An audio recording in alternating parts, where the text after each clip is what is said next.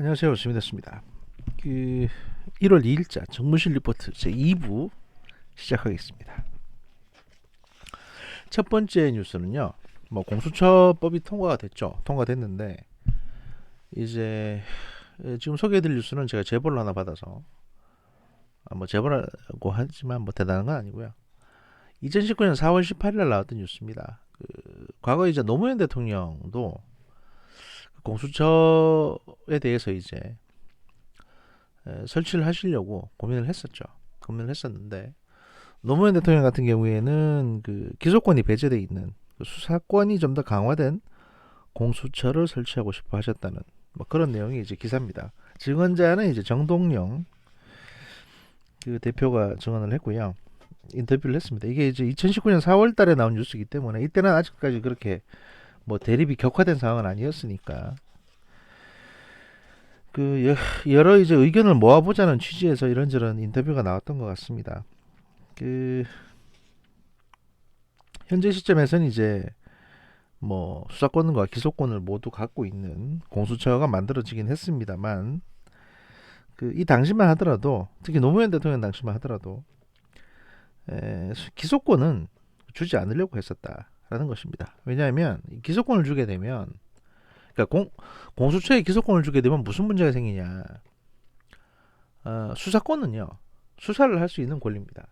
영장 청구도 할 수 있고 강제 수사를 할 수 있죠. 하지만 기소라는 거는 이 사건을 이제 재판에 올릴 거냐 말 거냐를 결정하는 겁니다. 예를 들어서 심할 경우에 불기소 또는 기소유예 한번 봐준다는 거죠. 이런 식으로 처분할 수도 있는 겁니다. 그러니까 기소권은 반드시 기소한다는 게 아니라 기소를 안 할 수도 있는 권리이기 때문에 이 공수처에 기소권을 주게 될 경우에는 다시 말해서 어떤 부패 사건에 대해서 수사 종결을 할 수 있는 권리까지 줘버리는 거죠.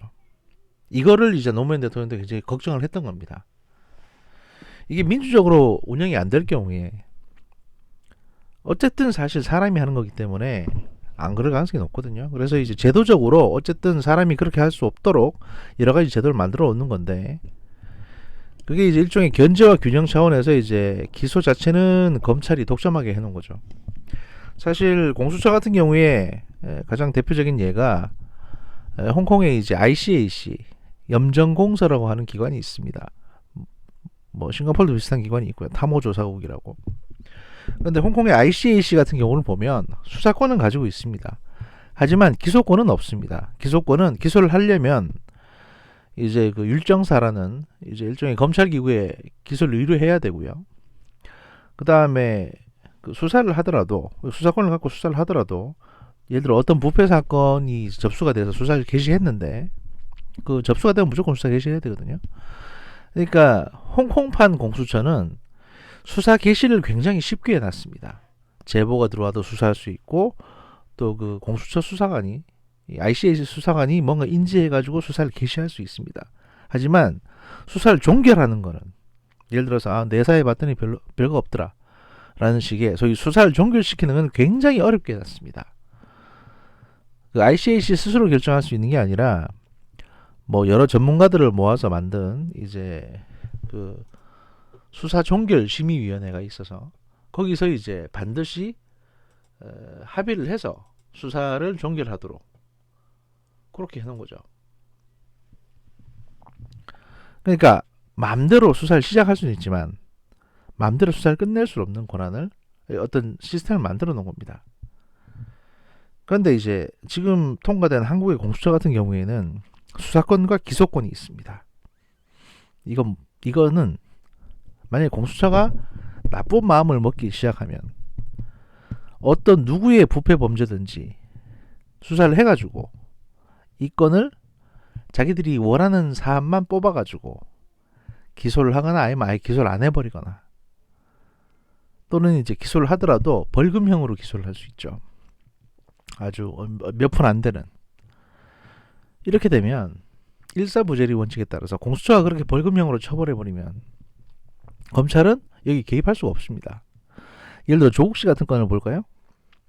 총 12개인가 11개의 혐의가 있는데 만약에 공수처가 이걸 덮고자 한다면 이 중에서 한 2개 정도만 기소할 수도 있고요. 그 두억이 기소해가지고 대신 이제 벌금 50만 원 내 약식 기소해버리면, 그렇게 해서 벌금 내버리면 검찰은 이 건에 대해서 다시 할 수가 수사를 할 수가 없습니다. 예, 그런 식으로 오남용 될 수 있기 때문에 노무현 대통령조차도 기소권은 줘서는 안 된다라는 그 취지의 말씀을 하셨다는 거죠. 그러니까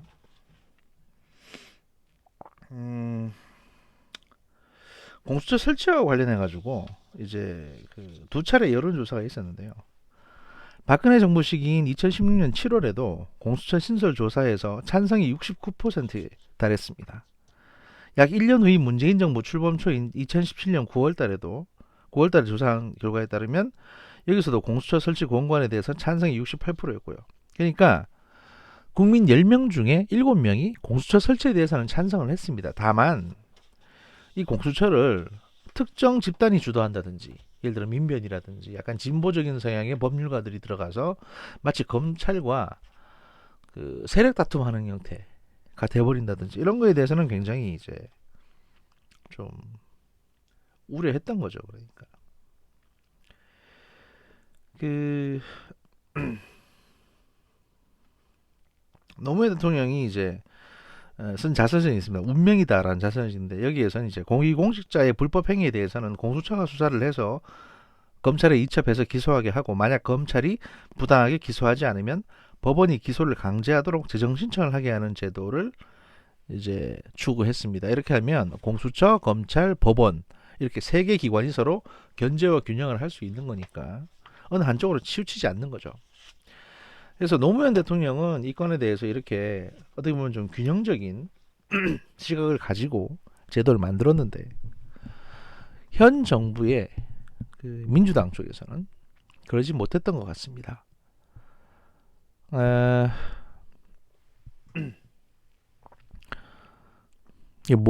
어떤 범죄를 덮기 위해서 공수처를 만들어 놓고 그 다음에 이제 검찰 인사를 통해서 검찰총장을 몰아내려 하고 있죠.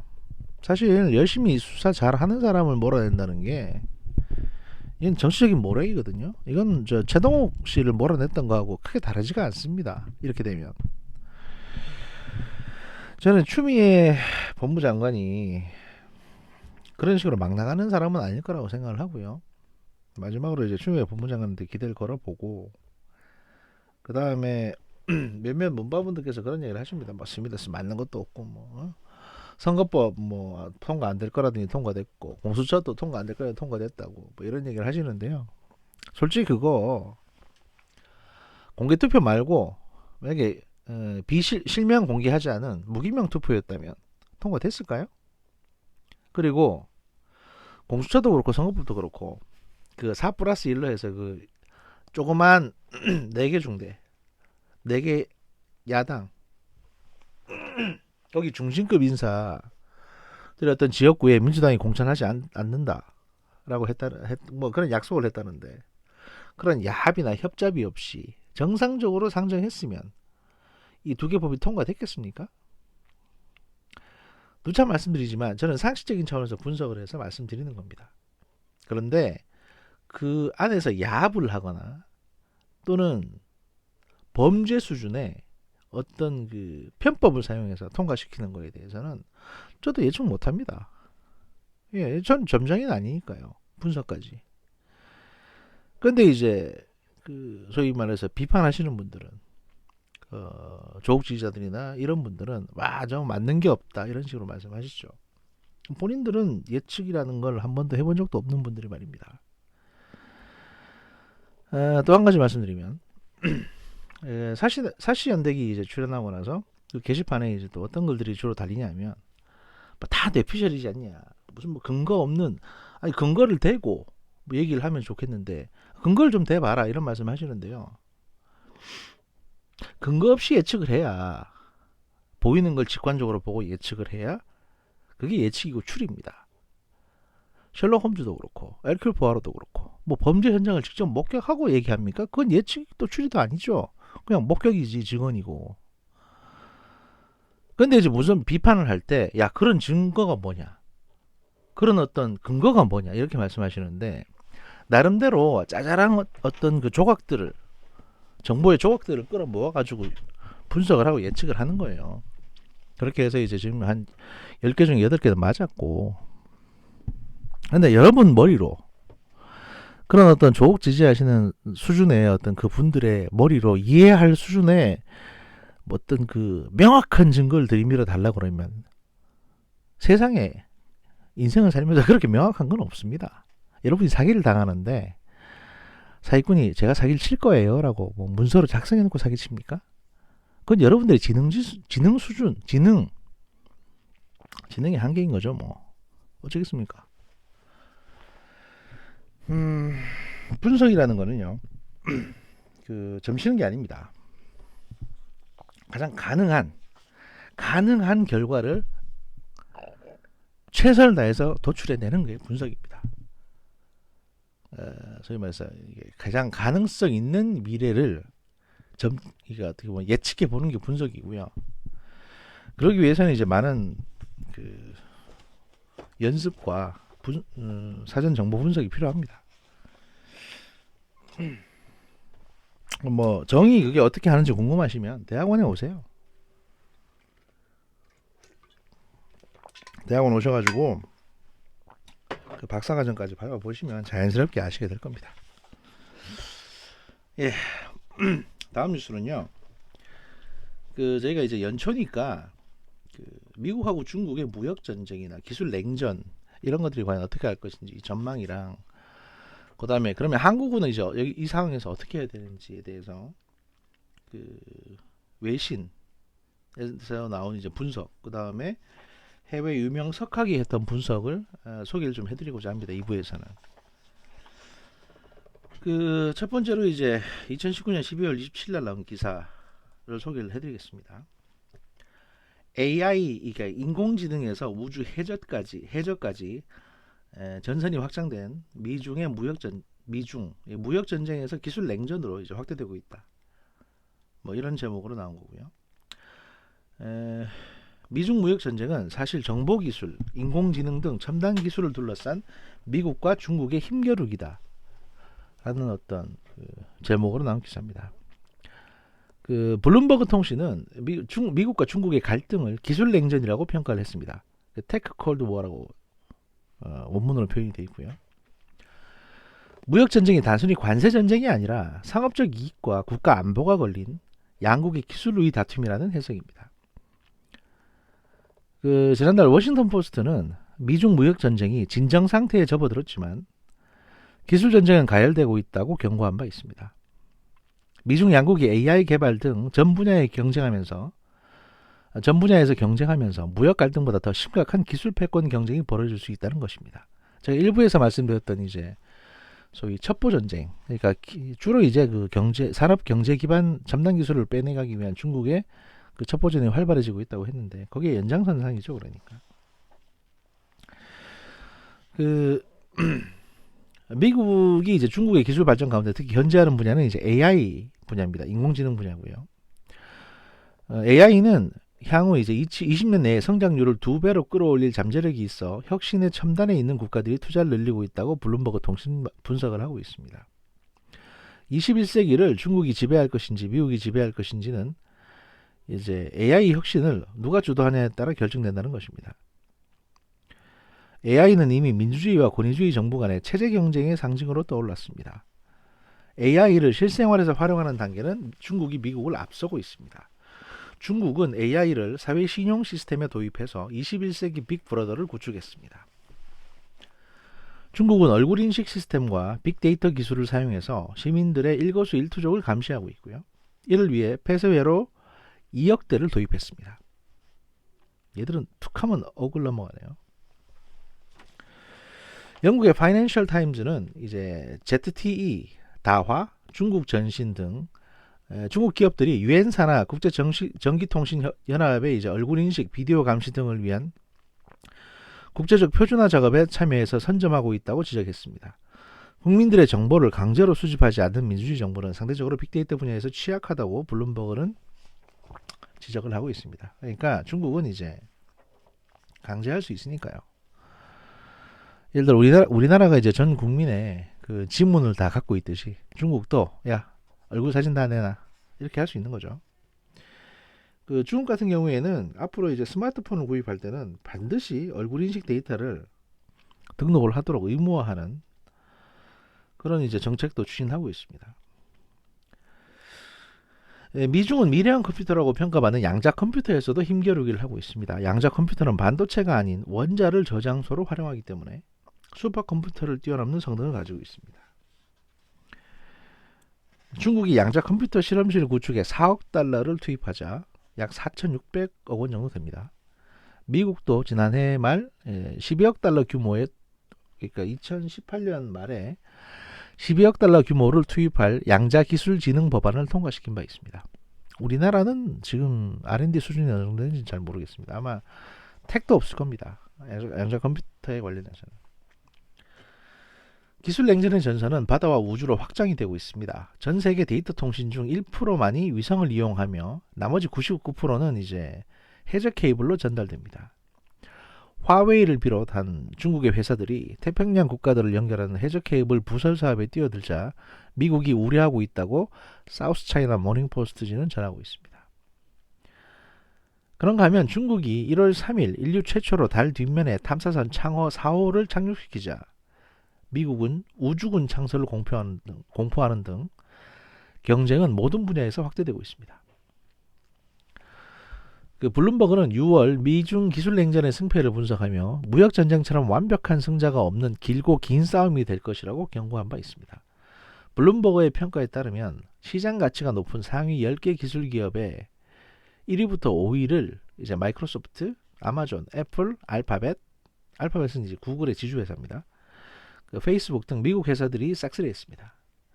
중국 회사는 알리바바와 텐센트가 6위와 7위에 이름을 올렸고 삼성전자는 9위에 랭크됐습니다.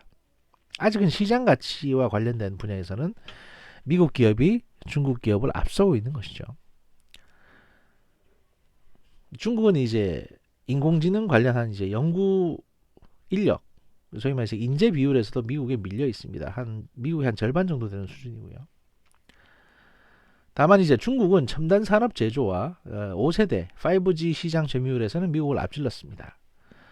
모바일 인프라 시장 점유율에서는 중국 화웨이는 29%로 점유율 1위를 차지했지만 미국 회사는 상위 3개 회사의 이름을 올리지도 못했습니다.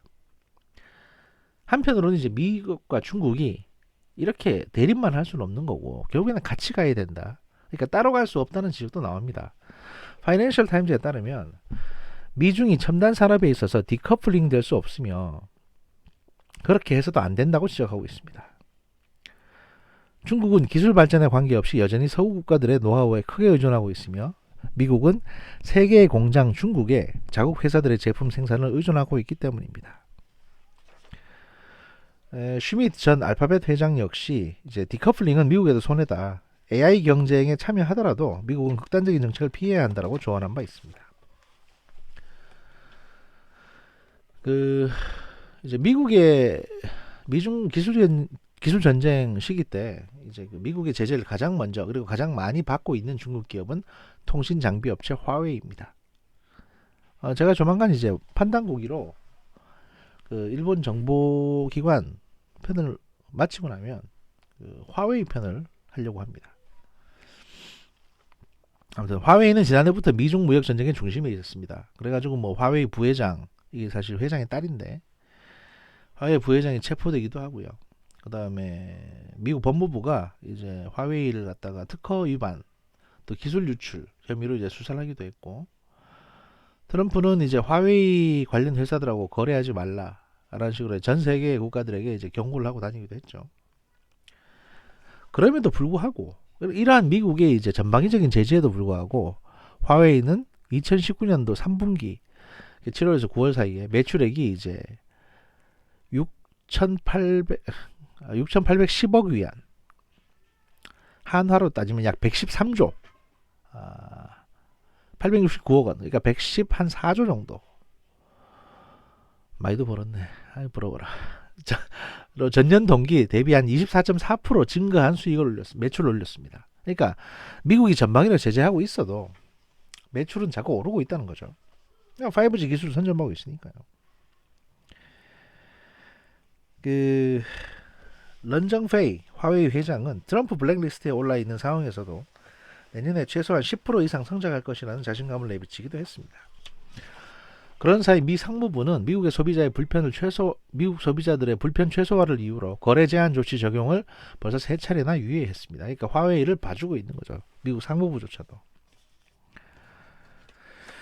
그 기술 냉전의 또 하나 분야 불똥이 튄 게 어디냐면 틱톡입니다. 뭐 틱톡 같은 경우에는 이제 중국산 동영상 제작의 어플입니다. 사실 그 한 4, 5년 전까지만 하더라도 틱톡은 이제 한국에서 그 카톡에 어디 대응하는 그런 이제 그 모바일 메신저 서비스였습니다. 그런데 이 틱톡이 SK에 넘어갔다가 그다음에 망하고 그다음에 이 이름이 그냥 공중에 붕 떠 있다가 중국에서 그 짧은 동영상을 만들 수 있는 그런 어플을 만들면서 이제 틱톡이라는 이름이 다시 부활을 했습니다. 틱톡은 중국 베이징에 본사를 둔 스타트업 바이트댄스가 2016년부터 서비스하고 있는 동영상 플랫폼입니다. 이 틱톡의 가치는 약 750억 달러로 평가돼서 우버를 넘어선 세계 최대의 스타트업 유니콘으로 인정을 받고 있습니다. 그런데 이제 이 틱톡이 중국 거다 보니까 미국에서는 국가 안보를 이유로 이 틱톡을 사용하지 말 것을 권유를 하고 있고요. 미국 민주당은 틱톡을 포함한 중국산 소셜미디어를 신병 모집에 이용하지 말 것을 미 육군에 촉구를 했습니다. 미 육군과 미 해군은 사이버 보안에 위협이 될 수 있다며 소속 장병들에게 정부가 지급한 휴대폰에서 틱톡을 삭제하라고 지시했습니다.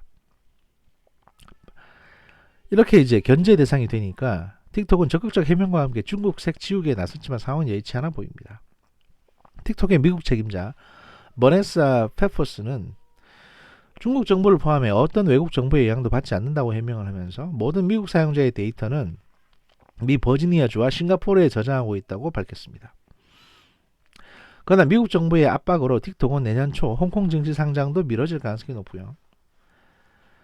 미 경제전문지 비즈니스 인사이더는 틱톡이 제2의 화웨이가 될 수 있다고도 분석을 했습니다. 이렇게 기술적인 부분에서 미국과 중국은 계속 충돌을 하고 있는 거죠.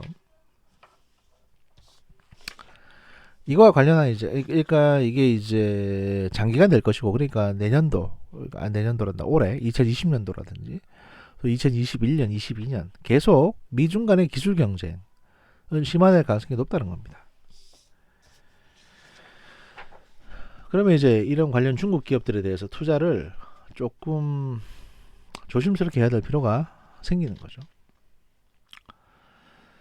그 또 다른 게 제가 소개해드릴 뉴스는요. 2019년 12월 16일 날 나왔던 뉴스인데요. 아시아 경제에서 나왔던 뉴스입니다. 그 제목은 자금난에 휘청이는 중국 반도체 굴기, 무리한 투자 부작용 속출이라는 제목입니다. 사실 중국이 삼성을 잡기 위해서 반도체 분야에 어마어마하게 투자를 하고 있습니다. 뭐 자기들 말로는 이제 반도체 굴기라고 해가지고 그 수년 내에 삼성을 따라잡겠다. 뭐 이딴 허황된 꿈을 꾸고 있는데 이 정책 자체가 좀 무리하게 추진되다 보니까 낭비가 심하다는 얘기입니다. 소개를 해드리면요. 그 중국의 반도체 산업 육성 프로젝트가 엄청난 투자금을 감당하지 못하고 휘청이고 있다.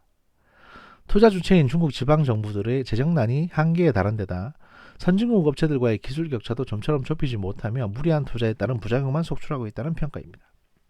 블룸버그 통신에 따르면 중국 전역에서 50개 이상의 대규모 반도체 투자 프로젝트가 마치 열풍처럼 추진되고 있습니다. 이들 프로젝트에 투입되는 총 투자비는 무려 2,430억 달러. 한국 돈으로 바꾸면 285조 8천억 원에 달하는 것으로 추산됩니다. 285조면요. 우리나라 1년 예산의 절반 정도 됩니다. 하지만 최근 들어 중국 중부 지역의 대표적 반도체 산업 단지인 우한이 재정난으로 인해 법원으로부터 토지 사용을 금지당하는 등 중국 반도체 굴기의 재정 균열이 확인되고 있다는 지적입니다. 동부 지역의 한 반도체 산업 단지는 이미 45억 위안을 투자했으나 투자처인 지방정부의 자금난으로 사업 중단 상태라고 이 매체는 전하고 있습니다. 중국 정부가 지분 74%를 보유하고 있는 양츠 메모리의 경우 그나마 중국 반도체 기업 중 전망이 밝다고 평가되지만 선진국 플래시 메모리 업체 대비로는 반세대 이상 기술력이 뒤처진 것으로 평가됩니다. 블룸버그 통신은 유망한 예는 너무 적고 기술 격차도 크다 라며 중국의 반도체 기술이 대만 TSMC와 비교해서도 3년에서 5년 정도 뒤처져 있다고 지적합니다. 특히 반도체 산업의 경우 대규모 투자가 불가피해서 향후 전망은 더 어둡다는 우려가 쏟아집니다. 한국의 삼성전자의 경우에는 지난 5년간 매년 250억 달러 이상을 투자해왔습니다. 매년. 중국이 대만 TSMC의 첨단 웨이퍼 생산 능력을 따라잡기 위해서는 장비 투자만 600억에서 800억 달러 상당 필요하다고 크레디트 스위스 그룹 AG는 추산을 했습니다. 설상가상으로 중국 내 반도체 프로젝트가 구체적인 사업 계획조차 없이 시진핑 국가주석에 대한 충성심으로만 촉발되고 있다는 비판도 제기됩니다. 사실 이게 핵심인 것 같습니다. 이게 무슨 얘기냐? 일단 읽어드리고 설명드릴게요. 중국 남부의 해안도시 샤먼, 가장 가난한 도시로 손꼽히는 구이저우의 경우 반도체 사업에 뛰어들었다가 재원 낭비, 임금 인상 등의 부정만 나왔다는 지적을 받고 있습니다. 통신은 중국의 기술 굴기를 대표하는 ZTE와 화웨이가 미국의 제재로 꼼짝 못하게 되면서 최근 중국 내 반도체 프로젝트가 우죽순처럼 늘어날 것으로 분석했습니다. 또한 이제 중국 관료들이 지도자의 비율을 맞추기 위해 경쟁적으로 사업을 추진하며 공적 자금의 부적절한 사용으로 이어지고 있다고 꼬집었습니다. 지난해 중국의 반도체 칩 무역 적자는 2280억 달러로 10년 전 대비 2배로 늘어난 상황입니다. 이게 무슨 얘기냐면 시진핑 주석이 반도체에 관심이 많다. 반도체 산업을 일으키고 싶어 한다. 이것이 중화 굴기가 될 것이다. 그러니까 중국을 새롭게 먹여 살리는 먹거리가 될 것이다. 저 삼성 봐라. 잘 나가지 않냐. 우리도 해보자. 라고 이제 시진핑이 이걸 하자고 하니까 전국의 50여 개 지역에서 뭐 지방 영주들이겠죠. 예를 들면 이제 태수들, 지방 태수들이 시진핑한테 잘 보이기 위해서 형편이 안 되고 기술이 없음에도 너나 할 거 없이 중복 투자를 한다는 겁니다. 근데 기술이 없는데 중복 투자 해본들 뭐 합니까? 어차피 똑같은 돈만 계속 날리는 거죠. 그러니까 이제 이게 물론 이런 식으로 투자를 하다 보면 언젠가는 클 수 있겠죠. 하지만 삼성이 노는 게 아니지 않습니까? 삼성도 그 사이에 계속 커갈 거 아닙니까? 그러니까 영원히 따라잡을 수는 없게 되는 겁니다. 이렇게 되면. 그럼에도 불구하고 이렇게 노력을 하고 있고 그렇게 이제 유출되는 그렇게 세고 있는 비용이 많다. 이게 다 지도자에게 과한 충성심을 보여주려고 하다가 사단이 나고 있는 것들이다. 라고 이제 해석을 하고 있고요. 중국 내의 많은 경제 성장 프로젝트들이 사실 이런 식이다라는 겁니다.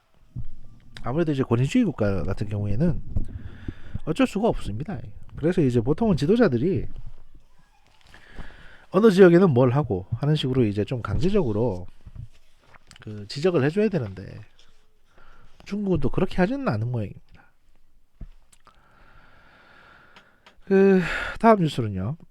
2019년 12월 29일에 나온 뉴스입니다. 이건 이제 한국 경제 관련 내용인데요. 미중 틈바구니에 낀 한국 전쟁 이후 가장 힘든 도전을 맞을 수도 있다라는 제목입니다. 타일러 코엔 미국 조지 메이슨대 교수는 이제 유명한 경제학자고요.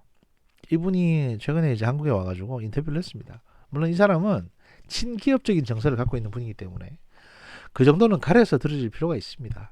다만 이제 뭐 앞으로 한국이 어떤 산업을 키워야 된다 뭐 이런 거는 그냥 참고로 들으시고 다만 미국과 중국 사이에 끼인 한국이 어떻게 좀 곤란해질 수 있다라는 거에 예측은 들을만 하기 때문에 제가 소개를 해드리는 겁니다.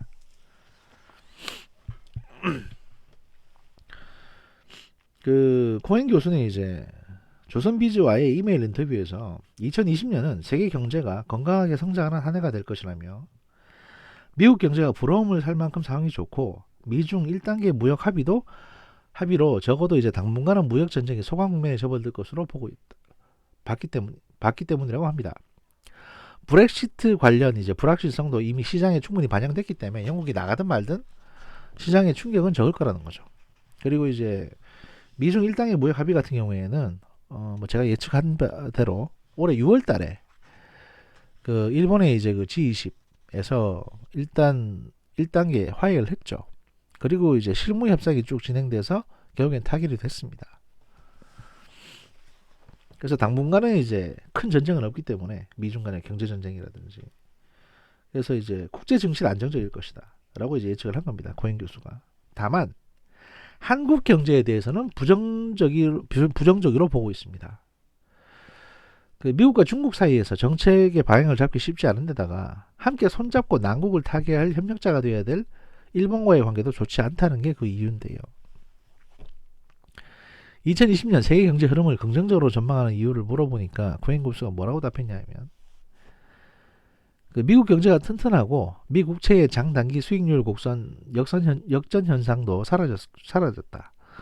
유럽의 스타트업 생태계도 활기를 띠기 시작했다. 미중 관계가 장기적으로 나빠질 가능성은 있지만 단기간에 악화될 가능성은 낮아졌다. 중국과 인도의 경우 경제가 좋아질 가능성은 크지 않지만 그렇다고 크게 나빠질 것으로 보이지도 않는다. 라고 얘기를 하셨고요. 그 다음에 채권금리 쭉 얘기하셨고 악재가 될 수 있는 변수를 꼽는다면 이제 부채 문제, 그러니까 미국이나 뭐 여러 국가들 이제 부채 문제가 있고 그 다음에 홍콩 사태 그리고 이제 중국과 대만 소위 양안 관계 등의 정치 리스크가 있을 것이고 자본 이탈 가능성 확산 등 중국 관련 이슈들이 가장 큰 변수이긴 하다는 겁니다. 하지만 이제 이것도 큰 문제로 번질 것 같지는 않다는 거죠. 당장에는. 그리고 갈수록 심해지는 중남미의 정치 경제 문제도 장기적으로는 세계 경제에 부담을 줄 수 있다고 보고 있습니다. 콜롬비아 정도를 빼면 상황이 괜찮은 곳이 하나도 없습니다. 중남미에는. 그리고 동남아시아와 아프리카의 성장에 기대만큼 속도가 붙지 않는 것도 그 세계 경제를 예측할 때 마이너스 요인이라고 보통 보고 있다고 합니다. 그래서 이제 기자가 물어봅니다. 아니 뭐 부채가 늘어나는 거는 미국이나 일본도 마찬가지가 아닌가라고 물어봤더니 일본의 경우는 이제 대부분의 부채가 일본 내에서 조달된 것이고요. 그러니까 해외에서 돈을 빌린 게 아니라 일본 정부가 일본 내 은행 또는 뭐 그 돈을 찍어냄으로써 이제 채권을 팔아서 돈을 찍어냄으로써 이제 일본 내에서 조달된 것이고 그래서 일본 내에서 해결이 가능한 부분이라는 겁니다. 게다가 인구 감소로 금리도 오랫동안 낮게 유지될 가능성이 크기 때문에 심각한 상황은 아니라고 보고 있고 그 미국 부채 문제를 억누르기 위해서 장기 저금리에 베팅을 했는데 바람직한 대응이라고 생각을 한다고 하시고요. 현재 미국의 경제 상황이 워낙 좋고 미국 국채의 신뢰도가 독보적이기 때문에 앞으로도 미국 부채는 큰 문제는 없을 거라고 보고 있습니다. 그러니까 중국이 아니고 일본하고 미국 같은 경우는 빚은 많지만 그게 다 자기들이 컨트롤할 수 있는 수준이다 라는 얘기죠. 중국 같은 경우는 이제 사정이 조금 다른데 아직 선진국 문턱에도 진입하지 못했고 도시와 농촌 간의 경제 수준 격차도 큰 상황에서 벌써부터 고령화가 빠른 속도로 진행되고 있기 때문에 시간이 갈수록 그 부채 상환 부담이 커질 것으로 보고 있습니다. 유엔 개발 계획에 따르면 중국의 65세 이상 인구가 2015년 1억 3,500만 명에서 2040년에는 3억 4천만 명으로 약 2.5배 이상으로 늘어날 것으로 보고 있습니다. 그러니까 지금 중국의 65세 이상 인구는 10분의 1 수준인데 인구 대비 2040년이 되면 그러니까 지금부터 20년이 지나게 되면 3억 4천만 그러니까 적어도 한 10분의 3 정도 수준으로 될 수도 있다라고 이제 우려를 하는 거죠. 27일 블룸버그 통신에 따르면 그 중국 기업의 디폴트 그러니까 채무 불이행 규모는 21조 5,700억 원으로 사상 최대를 기록했다고 합니다. 그렇기 때문에 중국에서 이제 부도가 나는 회사들이 꽤 많아진다. 이게 중국 경제에 장기적으로 마이너스 영향이 될 수 있다라고 이제 좀 안 좋게 보고 있는 겁니다. 내년에 중국 경제 성장률에 대한 예측에서 보면 최악의 경우 4%대까지 떨어질 가능성이 있다고 보고 있습니다. 사실 매년 거의 한 7, 8%의 성장을 보여왔는데 중국이 이제 과거처럼 그렇게 고성장은 할 수 없을 것처럼 보고 있는 겁니다. 중국 정부는 다르게 발표할 수도 있겠지만 지금까지 재정정책과 인프라 건설이 중국 경제의 성장의 동력이었는데 이제 그런 방식으로 성장을 계속할 여력이 크지 않다는 겁니다. 그리고 이제 홍콩, 대만, 미국 그리고 한국과의 관계에서도 예, 등 외교 분야에서도 중국이 갖고 있는 악재가 많기 때문에 그 경제 성장에 이제 청신은 아니라는 거죠. 그 미중 무역 전쟁으로 미국도 타격이 불가피하지 않겠는가라고 이제 기자가 물어봤습니다. 눈치 없이. 그랬더니 그 이 코엔 고수가 뭐라고 했냐? 두 나라 모두 피해를 보겠지만 중국이 더 큰 손해를 볼 수밖에 없다라고 합니다. 미국은 아이폰의 공급망 정도를 빼면 중국의 빈자리가 크게 아쉬울 게 없지만 중국은 에너지의 안정적인 수급과 무역 등 여러 이유로 미국에 의존할 수밖에 없고 중국에 비해 신뢰할 만한 우방이 많다는 것도 미국의 손을 들을 수밖에 없는 이유라는 거죠. 그러니까 중국은 사실 우방이 없죠. 어떻게 보면 뭐 있어봤자 뭐 북한 그 다음에 러시아 정도인데 이 둘 다 신뢰할 수 없고요. 그러니까 이제 미국은 뭐 부하도 많고 뭐 세가 좀 크다 뭐 이런 얘기죠. 그래서 이제 기자가 마지막으로 물어보는데 미국 대선 결과가 세계 경제의 변수가 되겠는가라고 질문을 합니다. 그랬더니 일단은 고현 교수는 이제 트럼프 대통령이 재선에 성공할 것으로 보고 있고요. 조 바이든 전 부통령이 민주당 후보로 트럼프와 대결해서 승리한다 하더라도 상황이 크게 달라지진 않을 것으로 보고 있습니다. 왜냐하면 정책적으로 바이든 씨는 이제 온건한 편인데다가 공화당이 과반을 점하고 있는 그 상원의 반대에 막혀 정책적인 차별화가 어려울 수 있기 때문입니다. 가능성이 커 보이진 않지만 만약에 이제 버니 샌더스 상원의원이나 엘리자베스 상원의원이 차기 대통령이 될 경우에 이거는 세계 경제에 악재가 될 것으로 보고 있습니다. 왜냐하면 이제 과도한 규제 움직임, 사회주의적인 수사를 쏘아내는 것만으로도 세계 경제에 미국 경제에 부담을 줄 수 있기 때문이죠. 왜냐하면 예측이 힘들어지게 만드니까. 그 미중 경제를 어떻게 전망하냐는 질문에 미중 갈등으로 두 나라의 경제와 제조업 생태계의 분리 현상이 가속화되면서 점점 더 많은 나라들이 미국과 중국 중 어느 한 편을 선택하도록 요구받게 될 것이라고 예측을 하고 있고요. 특히 이런 상황은 이제 한국에게 큰 시련을 줄 수 있다는 겁니다. 왜냐하면 한국만큼 미국과 중국 양쪽 모두에 많이 의존하는 나라는 사실 없기 때문입니다. 중국에게는 경제적인 의존도가 굉장히 크고 미국에게는 외교 안보적으로 의존을 하고 있는데 이게 사실 딱딱 끊어지는 게 아니라 경제적으로도 그렇고 수출 문제에서도 그렇고 되게 겹쳐 있는 거죠. 한국의 입장에서는 미국과 중국 둘 중에 하나 선택하라고 강요받는 거는 아빠가 좋아 엄마가 좋아 이거하고 똑같은 겁니다. 7살짜리 애한테는 상당히 어려운 질문입니다. 아빠 새끼는 바로 삐지고 엄마는 싸늘하게 계속 기억을 하면서 계속 물어볼 거기 때문이죠. 어쨌든 간에 그리고 이제 한국 경제에 대해서 그 조언을 합니다. 이분이 이제 친기업적인 분이기 때문에 이 공 교수가 뭐 조언 자체는 이제 한국에서 소위 말해서 기업 쪽 분들이 하시는 얘기하고 똑같습니다. 그러니까 서비스 산업 관련 규제를 줄여서 생산성을 높여야 되고 서비스 산업을 또 무역 비중을 좀 줄이고 서비스 산업을 키울 필요가 있다라고 얘기하고 반도체 산업은 중요하니까 더 키워야 되고 스타트업 육성에도 힘을 쏟아야 되고 하지만 최저임금제 같은 걸로 소득 불균형 문제를 해결할 수 있다는 환상은 버리는 게 좋다. 결국 노년층의 경제 부담만 키우게 될 거다 하는 얘기를 하고 장기적으로 한국 경제에 관련해서 가장 걱정스러운 부분은 낮은 출산율인데 이게 이제 출산율이 늘어나면 총수요와 총공급 증가로 경제 성장에 도움이 된다라는 이제 원론적인 얘기로 인터뷰 끝을 맺습니다. 종합적으로 말씀드리면 미국과 중국은 계속 경쟁을 할 거죠. 하겠죠. 2020년에도. 근데 우리가 여기에서 이 엄혹한 상황에서 똑똑하게 운 좋게 똑똑하게 잘 피해 가야 되는데 현 정부의 경제 참모들, 현 정부의 외교 참모들 수준을 봤을 때 과연 그게 가능하겠나? 저는 솔직히 좀 회의적입니다. 그래서 걱정스러운 마음에서 이런 뉴스를 소개해드렸고요. 이따 밤늦게 3부에서 아니 3부가 아니고 밤늦게 판단국에서 뵙도록 하겠습니다. 감사합니다.